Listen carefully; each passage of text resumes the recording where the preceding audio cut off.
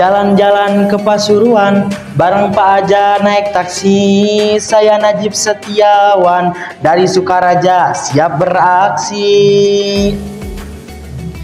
Bismillahirrahmanirrahim. Assalamualaikum warahmatullahi wabarakatuh.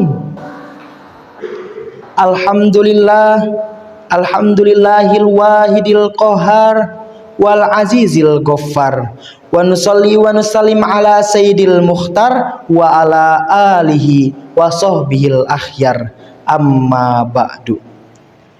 Pertama-tama dan yang paling utama, marilah kita panjatkan kehadirat Allah yang Maha Kuasa, yang telah menciptakan dinginnya kutub utara, yang telah menciptakan panasnya gurun Sahara, dan yang telah menciptakan buasnya harimau Sumatera. Salawat beserta salam marilah kita curah limpahkan kepada baginda alam, seorang manusia yang tak ada duanya. 300-an detasemen beliau pimpin dengan sukses luar biasa. 2 imperium besar saat itu, Persia dan Romawi, terpaksa mengakui keagungannya. Nyatanya Habibi wa Habibana wa Nabiyana, Kanjeng Nabi Muhammad Sallallahu Alaihi Wasallam. Dewan juri yang saya hormati, teman-teman seperjuangan yang saya banggakan, serta panitia yang semangatnya luar biasa. Berdirinya saya di sini akan menyampaikan sebuah prosa menjadi kata, dari kata menjadi kalimat, dari kalimat saya rangkai menjadi sebuah pidato yang berjudul Meneladani Akhlak Nabi Muhammad Sallallahu Alaihi Wasallam. Hadirin rahimakumullah. Berbicara tentang akhlak, sungguh miris bukan dengan akhlak zaman sekarang? Kemerosotan moral kian merajalela seolah-olah menjadi kultur, bahkan menyampingkan yang hak dan yang batil. Dimulai dari pergaulan bebas yang tak kenal batas, pembunuhan keji dengan cara mutilasi, sekelompok orang sepakat mati bersamaan dengan minum oplosan. Sungguh miris bukan dengan dekadensi moral yang menjadikan akhlakul karimah terpental dan tertinggal. Lalu bagaimana caranya kita menerapkan akhlakul karimah? Tentu saja kita harus meneladani akhlak Nabi Muhammad Sallallahu Alaihi Wasallam. Abu A'la Al-Maududi dalam bukunya The Prophet Islam mengatakan, He is the only one example. Rasul merupakan contoh yang paling lengkap. Oleh karena itu, kita harus meneladani akhlak Rasulullah Sallallahu Alaihi Wasallam. Sebagai rujukan, Allah Subhanahu wa taala berfirman dalam Quran surat Al-Ahzab ayat 21. A'udzu billahi minasy syaithanir rajim.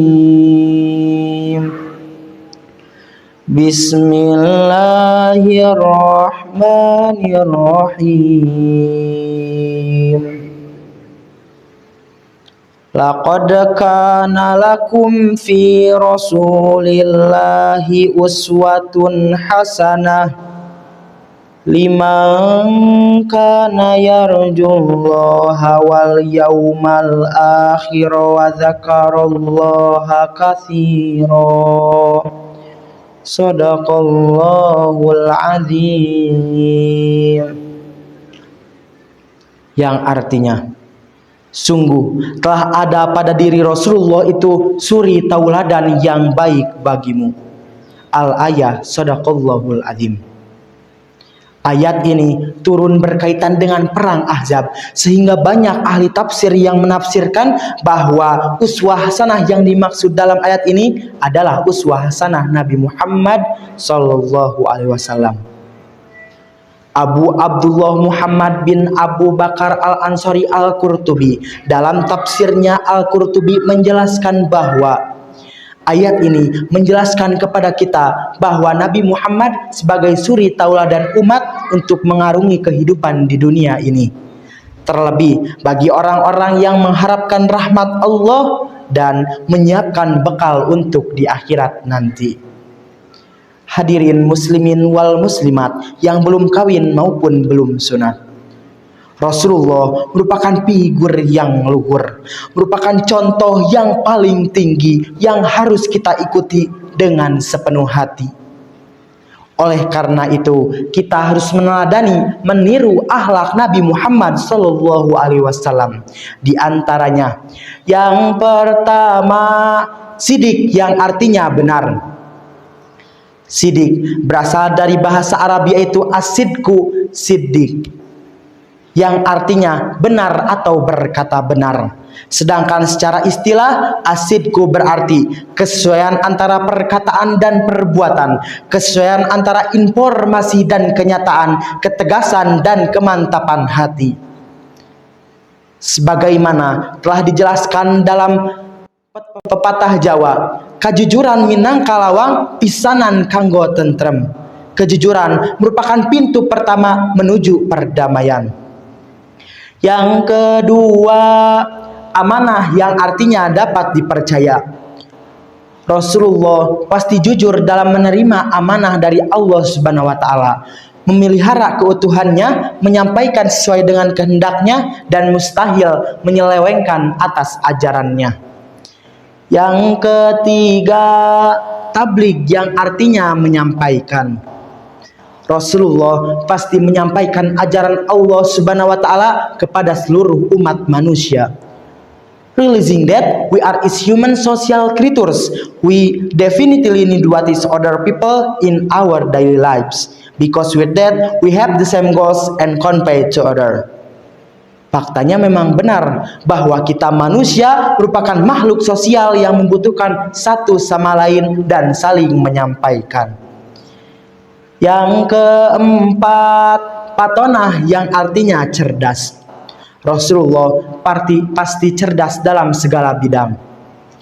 Sebagaimana diceritakan dalam Khulasatul Nurul Yakin jilid pertama, karangan Umar Abdul Jabbar, diceritakan ketika terjadi perselisihan antara kabilah Mekah.